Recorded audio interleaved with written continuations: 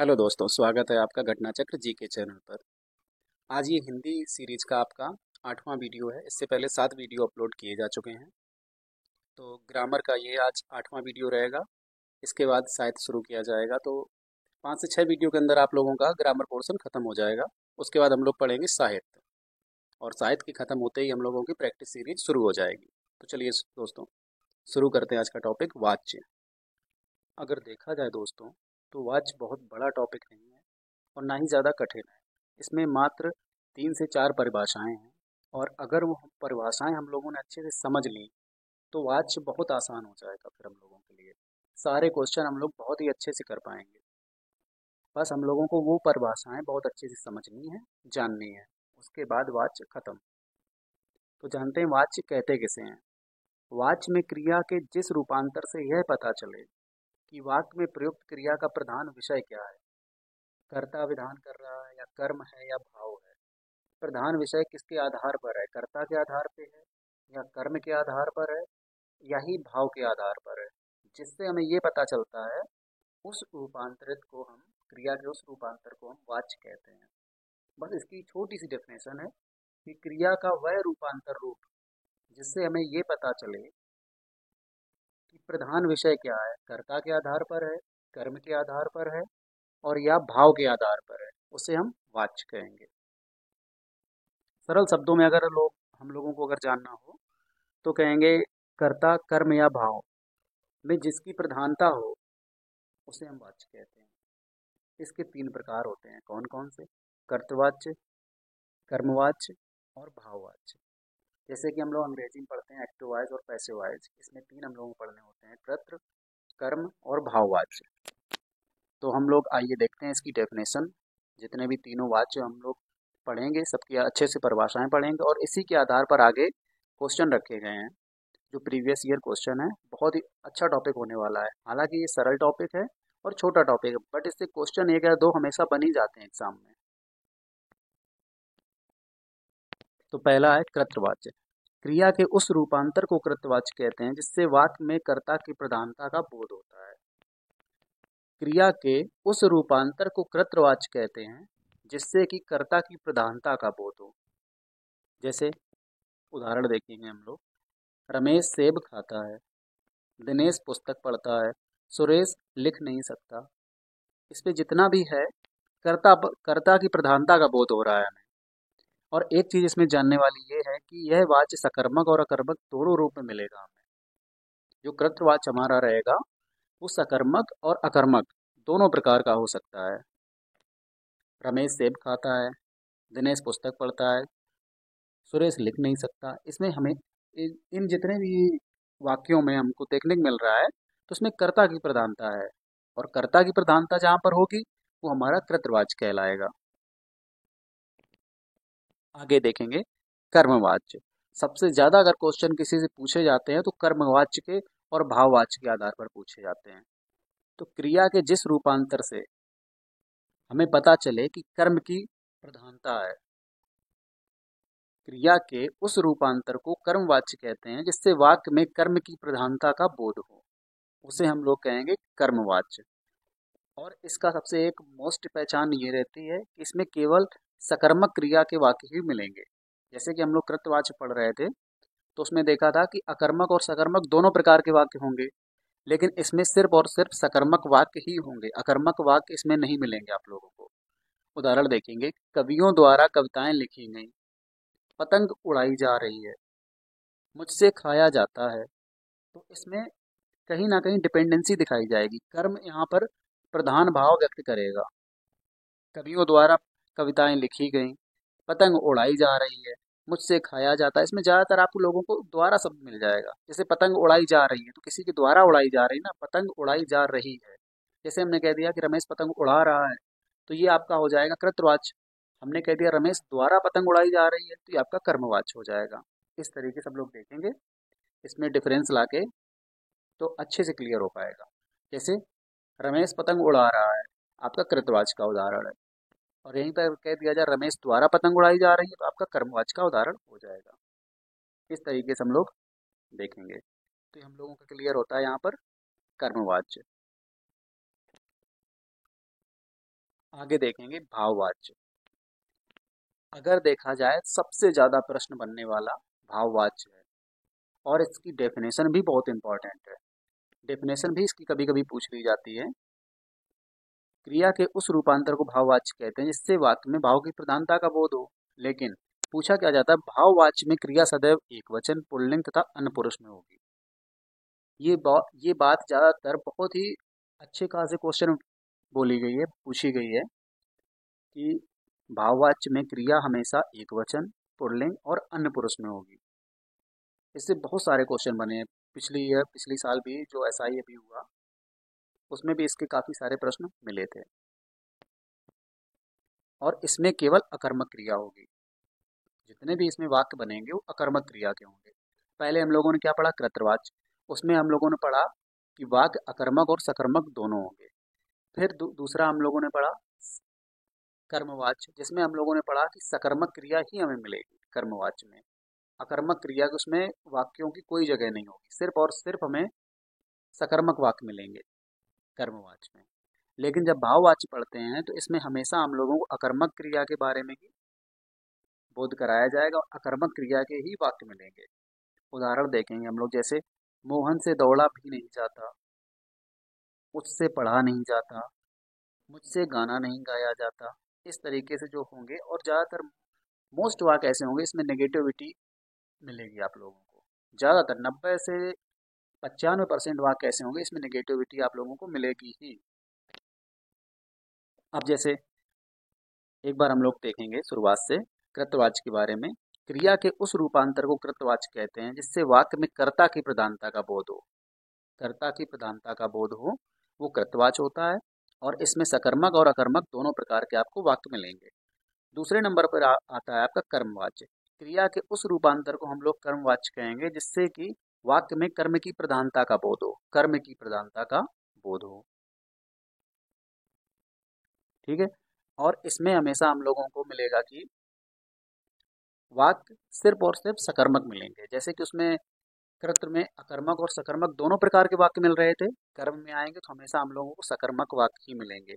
कवियों द्वारा कविताएं लिखी गई, पतंग उड़ाई जा रही है, मुझसे खाया जाता है, इस तरीके से वाक्य आएंगे तो हम लोग सकर्मक वाक्य में इसको लगाएंगे और इसको कर्मवाच्य कहेंगे।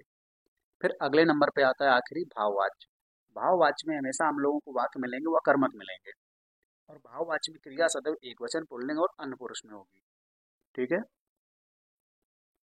तो इस प्रकार हम लोगों के तीनों वाच्य खत्म होते हैं, सारी इसकी परिभाषाएं क्लियर होती हैं। अब सारी थ्योरी पढ़ने के बाद हम लोग पढ़ेंगे प्रश्न जो प्रीवियस ईयर पूछे गए हैं और बहुत ही अच्छे लेवल के प्रश्न हैं। यहाँ पर हम लोगों को 15 से 20 क्वेश्चन हैं जो हम लोग करेंगे। उसके बाद जब सारे हम लोगों के हिंदी के ग्रामर और साहित्य शब्दावलियाँ खत्म हो जाएंगे उसके बाद हम लोग एक प्रैक्टिस सीरीज लेके आएंगे। इसमें हर एक टॉपिक के लगभग 50 से 100 प्रश्न अच्छे जो प्रीवियस ईयर पूछे गए हैं उनको इंक्लूड करेंगे। तो आइए देखते हैं अब हम लोग प्रश्न। तो पहला प्रश्न है यहाँ पर, सीता नहीं पढ़ती है। सीता नहीं पढ़ती है इस वाक्य में वाच्य का कौन सा प्रकार है। यूपीएसआई 2021 का प्रश्न है आपका। सीता नहीं पढ़ती है इस वाक्य में वाच्य का कौन सा प्रकार है। तो दोस्तों यहाँ पर प्रधानता किसकी हो रही, ध्यान देंगे। प्रधानता यहाँ पर कर्ता की है। सीता नहीं पढ़ती है या सीता पढ़ती है, कुछ भी कहा जाए तो प्रधानता किसकी है, कर्ता की। तो यहाँ पर हम लोगों का हो जाएगा कृतवाच्य। कृतवाच्य इसका राइट आंसर होगा ऑप्शन बी।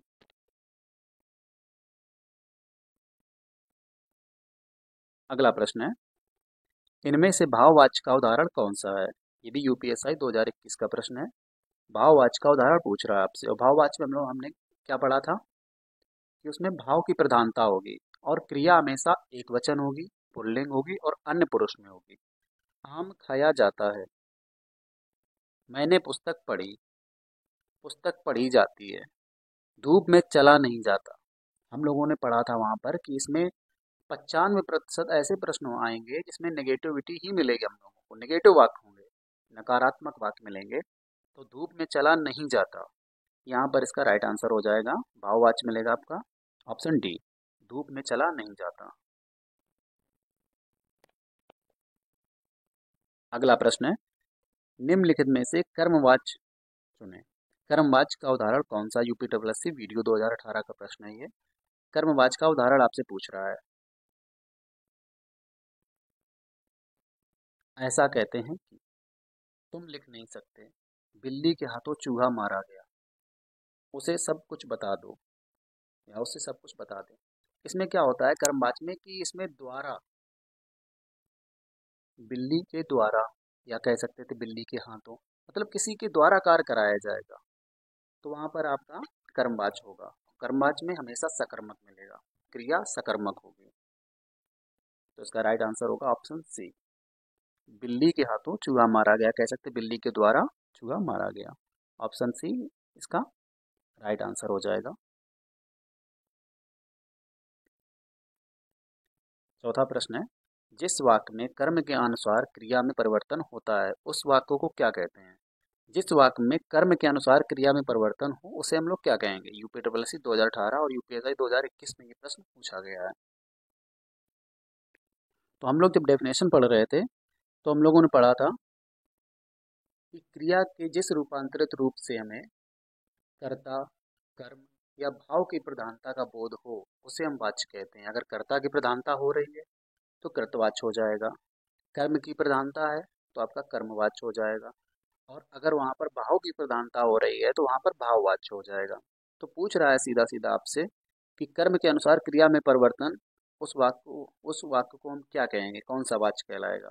तो सीधा सीधा इसका राइट आंसर होगा कर्मवाच्य, क्योंकि कर्म के अनुसार परिवर्तन हो रहा है। अगला प्रश्न है, निम्नलिखित में से भाववाच्य का उदाहरण कौन सा है? यूपीपी 2019 में पूछा गया प्रश्न है आपका।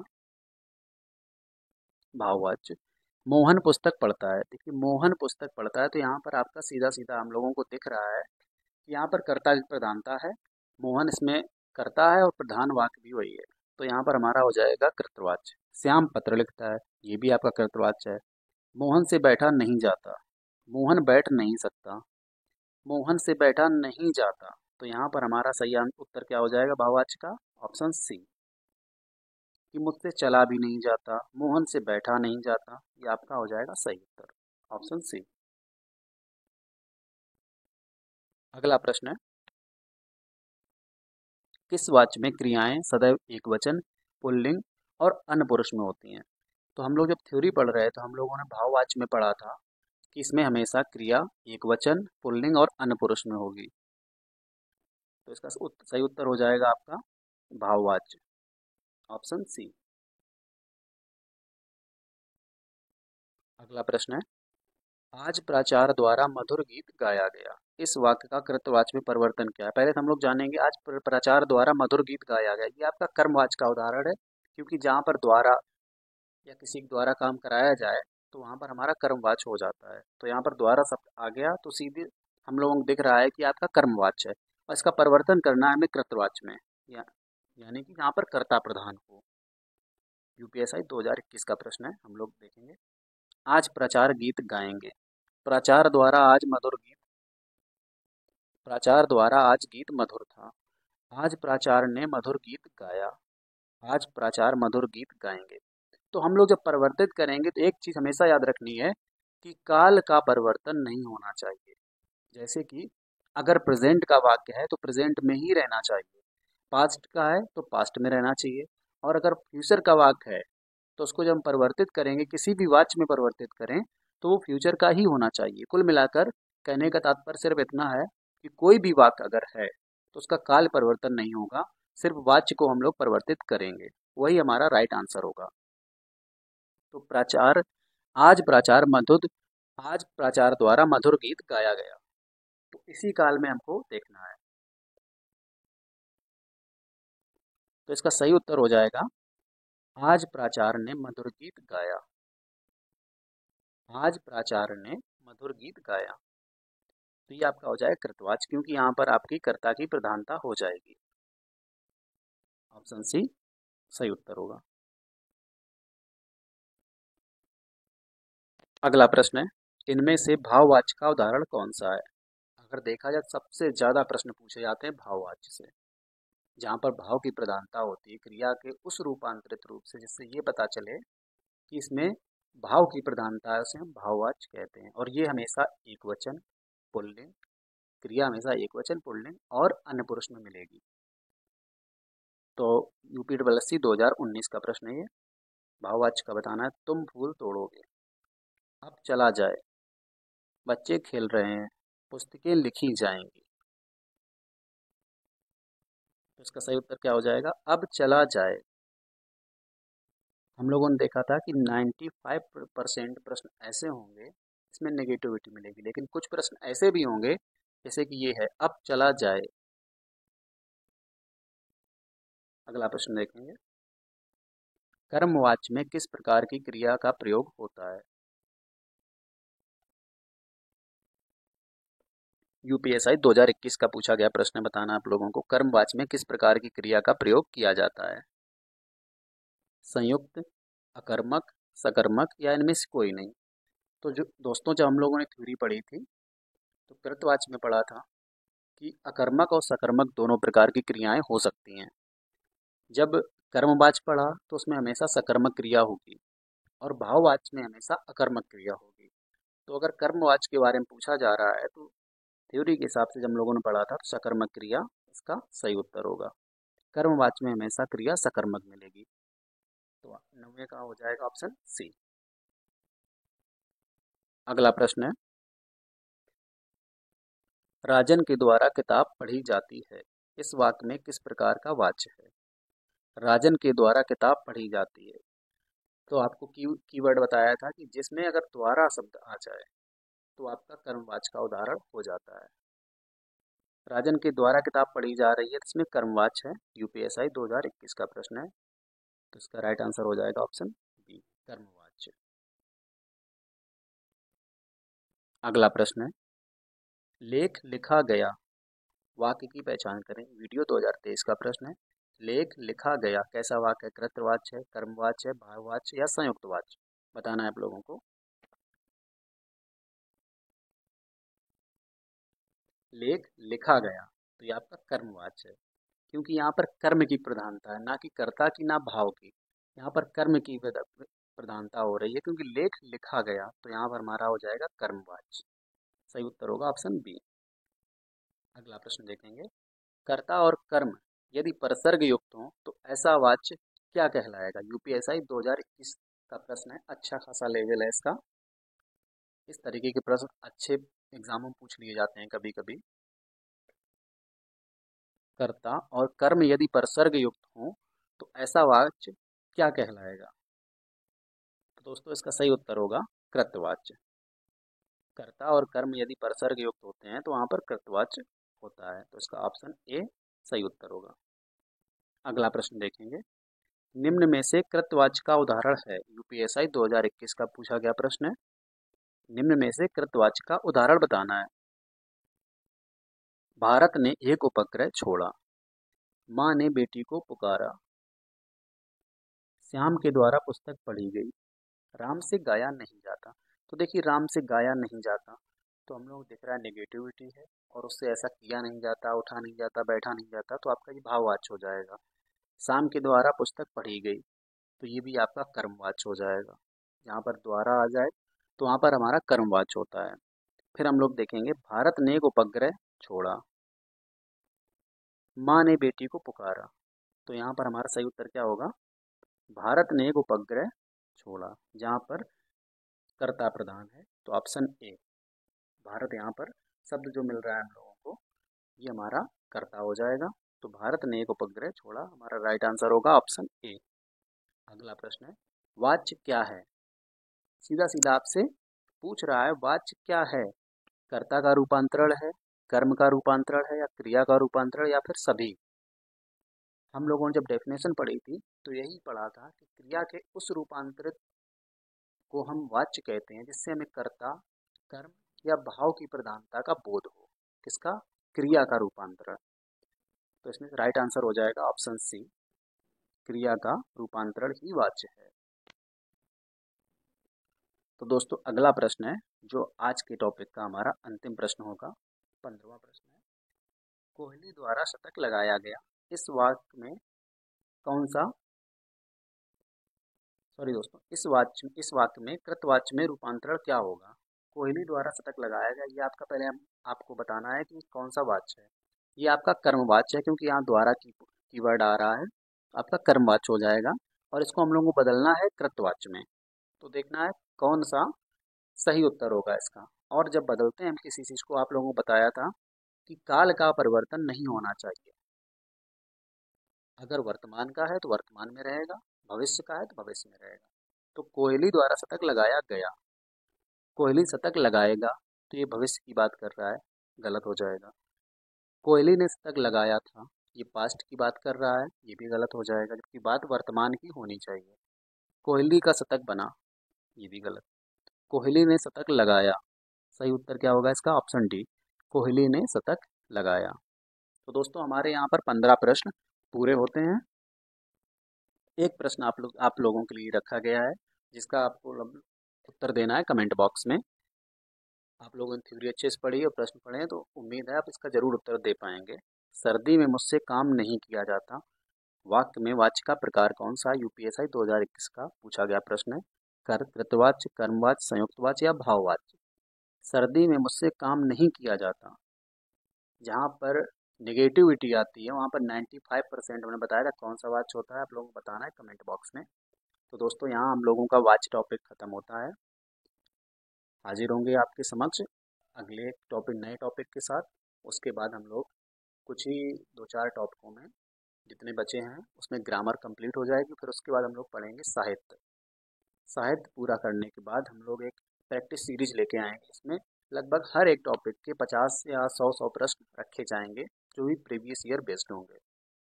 चलिए दोस्तों, समाप्त करते हैं आज का टॉपिक।